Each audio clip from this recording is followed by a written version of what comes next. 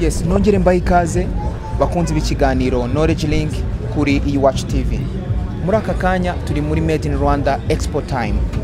Nkuko mubibona aha turi ni kuri imwe muri stand ziri hano muri Expo. Iyi ni company RMC, Rwanda Motorcycle Company.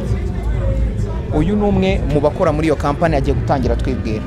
Murakoze, nitwa Masengesho Louis, nkaba nshinzwe ubucuruzi muri Rwanda Motorcycle Company. Yes, Masengesho, umuntu acyumva RMC cyangwa se Rwanda Motorcycle Company, wamusobanura ko iyo ni company imeze ite, ikora iki? Mu by'ukuri Rwanda Motorcycle Company ni uruganda rukora moto zagenewe imihanda ya hano mu Rwanda. Ni uruganda rukora moto z'inyarwanda. Yes. N'uruganda rukora moto z'inyarwanda zigakorerwa hano iwacu mu Rwanda. Ese kuki mwatekereje gutangira iyi company ikora moto zikorewe hano mu Rwanda, zikozwe n'abanyarwanda, zikozwe na zimwe muri materiel za hano mu Rwanda? Urakoze. Mu by'ukuri igitekerezo kuntu cyatangiye ni igitekerezo kimaze igihe kinini. Twarebye uburyo isoko rya moto rimeze hano mu Rwanda, tubona moto ni ibikoresho abanyarwanda bakoresha mu buzima bwacu bwa buri munsi, mu kazi kacu ka buri munsi.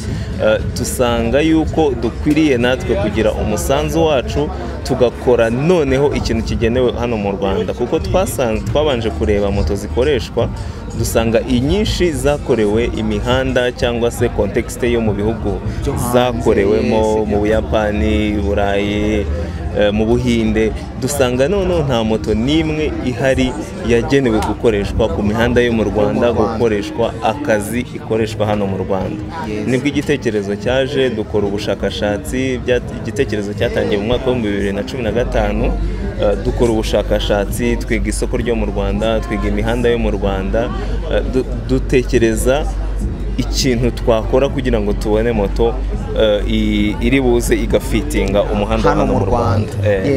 Dushaka abashakashatsi b'Abanyamerika, twifashishije abainjeniyeri b'Abanyamerika, baraza biga umuhanda yo mu Rwanda, imisozi, akazi abanyarwanda dukoresha amamoto, badevelopa cyangwa se badesigninga moto nziza iri buze igafitinga icyo abanyarwanda bakoresha moto, kandi nanone iri buze igahura nanone n'ubushobozi bw'abanyarwanda.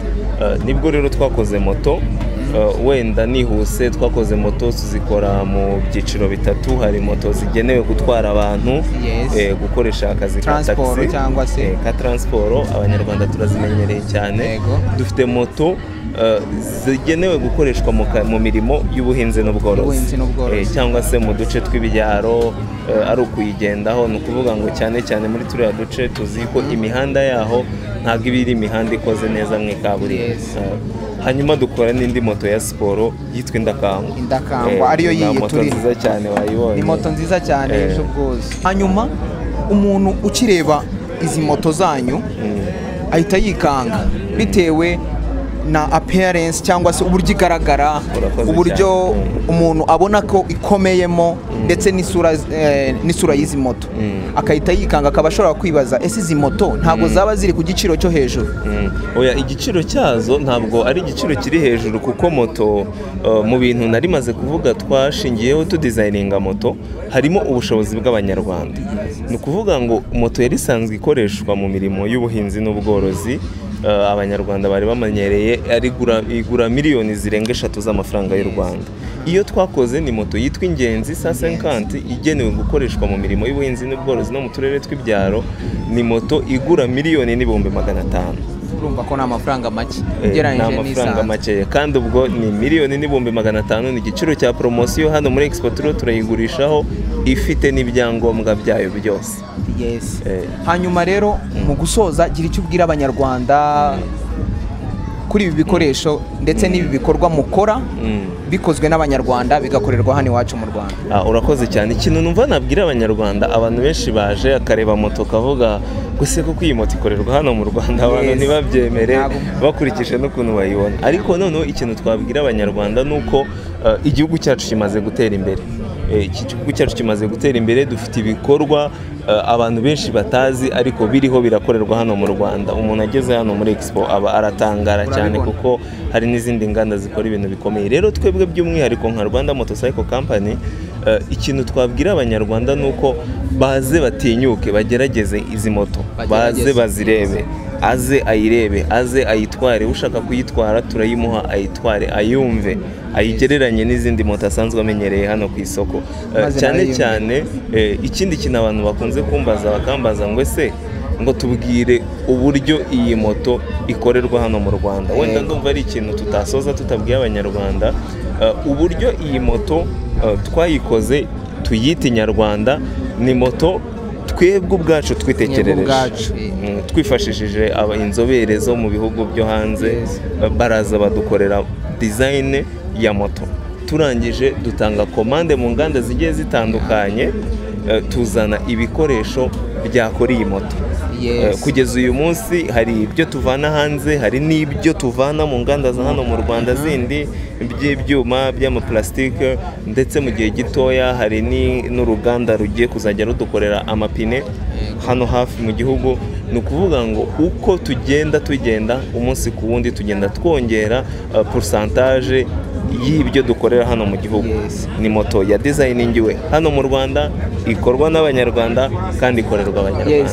Umuntu ukurikiranye ikiganiro Knowledge Link muri aka kanya ashobora kwibaza ngo ese ubu ngubu ko nta bushobozi mfite, nindamuka ngize ubushobozi nzasanga he ziriya moto? Ndagira ubabwira aho mukorera, aho umuntu yabasanga bakeneye. Urakoze cyane. Dufite uruganda rwacu muri Prime Economic Zone, abanyarwanda benshi turahazi, ni Masoro, niho hari uruganda rwacu, niho dukorera produits zacu zose. Ariko noneho ushatse kugura wadusanga ku Gisimenti. Dufite aho dukorera hafi ya rompo yo kwa Rando.